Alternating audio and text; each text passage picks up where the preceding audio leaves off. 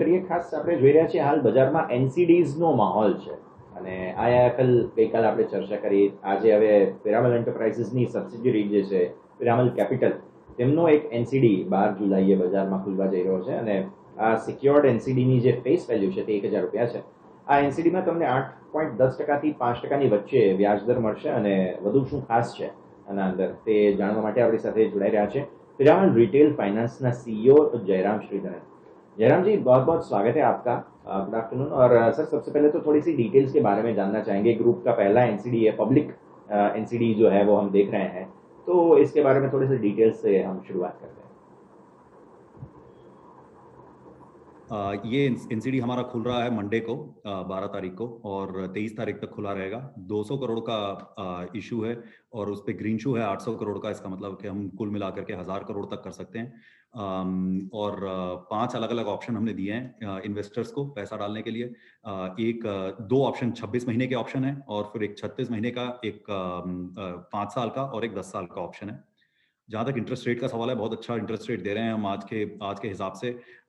सबसे छोटा जो टेन्योर है उसमें हम 8.1% से लेकर के सबसे ऊंचे टेन्योर के लिए 9% तक का इंटरेस्ट रेट हम दे रहे हैं. और हर ऑप्शन में जो हमारे रिटेल के इन्वेस्टर होंगे और एचएनआई इन्वेस्टर होंगे, इन दोनों को हम 25 बेसिस पॉइंट्स एक्स्ट्रा जो है इंटरेस्ट दे रहे हैं. तो ये इशू है. अगले कुछ दिनों में ओपन होगा मंडे को, जैसा मैंने कहा. और 23 तारीख तक हमारा ओपन रहेगा. ये पहली बार है कि हम एक पब्लिक एनसीडी कर रहे हैं पीरामल ग्रुप में से. पीरामल, जैसा आप जानते हैं, काफी पुराना, कई दशकों पुराना एक कंग्लोमरेट है. हमने और पीरामल कैपिटल फाइनेंस जो है, जो फाइनेंशियल सर्विसेज बिजनेस में 12 साल से हैं हम, बट पहली बार हम जो है पब्लिक इशू कर रहे हैं.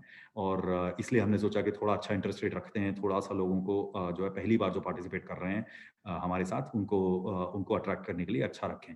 जहाँ तक पैसे के यूज़ का सवाल है, देखिए, बहुत काफ़ी सारे साल होलसेल फाइनेंस में लगाने के बाद पिछले कुछ सालों में हमने कोशिश की है कि रिटेल फाइनेंस में जाएं और रिटेल में अच्छा बिजनेस शुरू किया हमने रिसेंटली. मैं भी उसी बिजनेस को लीड करता हूं.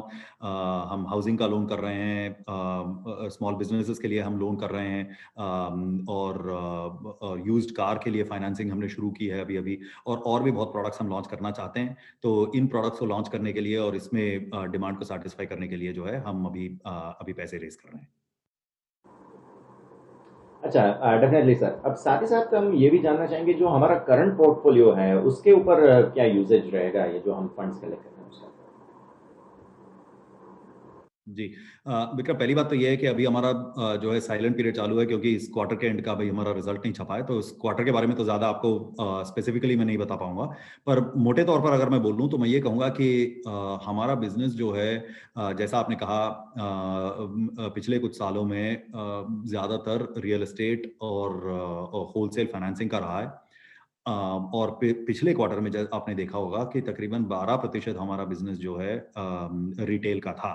आगे चल करके हमने पब्लिकली ये बात बोली हुई है, तो ये बात मैं आपके लिए रिपीट कर सकता हूँ कि आगे चल करके हमने ये कहा है कि 3 से 5 साल के टाइम फ्रेम को अगर हम देखें तो हम जो है तकरीबन 2/3 बिजनेस अपना रिटेल करना चाहते हैं. तो हमारा पोर्टफोलियो जो है काफ़ी शिफ्ट करेगा रिटेल की तरफ, और इसीलिए हमने रिटेल के नए नए प्रोडक्ट्स लॉन्च करने शुरू किए हैं. हमने ज्योग्राफी भी एक्सपैंड करनी शुरू की है. पिछले साल के शुरुआत में हम 14 लोकेशन में हुआ करते थे.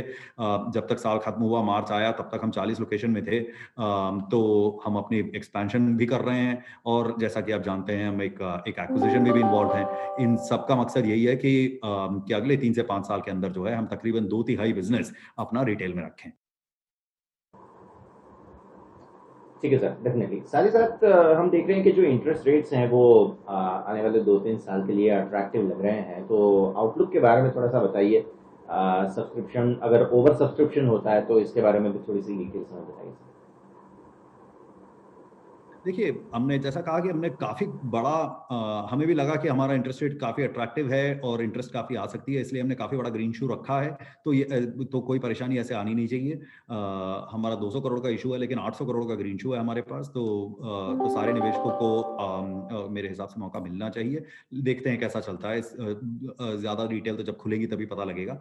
जहाँ तक इंटरेस्ट रेट एनवायरनमेंट का सवाल है, देखिए ये बताना बड़ा मुश्किल है कि आगे चल कर के इंटरेस्ट रेट 1 साल बाद, 2 साल बाद कहाँ जाएँगे। अभी हम ये कह सकते हैं कि मार्केट में लिक्विडिटी बहुत ज़्यादा है और इसलिए इंटरेस्ट रेट हर तरफ काफ़ी कम चल रहे हैं। और इतने कम इंटरेस्ट रेट जैसा आज की तारीख में आप देख रहे हैं, गवर्नमेंट ऑफ इंडिया जो है अपने बॉन्ड्स में 6% के तकरीबन में पैसे उठा रही है। बहुत सारे ट्रिपल ए कंपनीज़ 6% पे कुछ 5.5 पौने 6% पे भी पैसे उठा रहे हैं। और ऐसे माहौल में जो हमने इश्यू अभी ओपन किया है या कर रहे हैं मंडे को, जिसमें 8 से 9% के बीच में आपको ब्याज मिल रही है, ये काफ़ी अट्रैक्टिव रेट है एक ऐसी कंपनी के लिए जिसकी डबल ए की रेटिंग हो मार्केट में। तो यही हमें लगता है कि इसलिए इस पे इंटरेस्ट आना चाहिए रिटेल इन्वेस्टर्स का। पर आगे ऊपर वाले की मर्ज़ी, देखते हैं मंडे को जब इश्यू खुलेगा।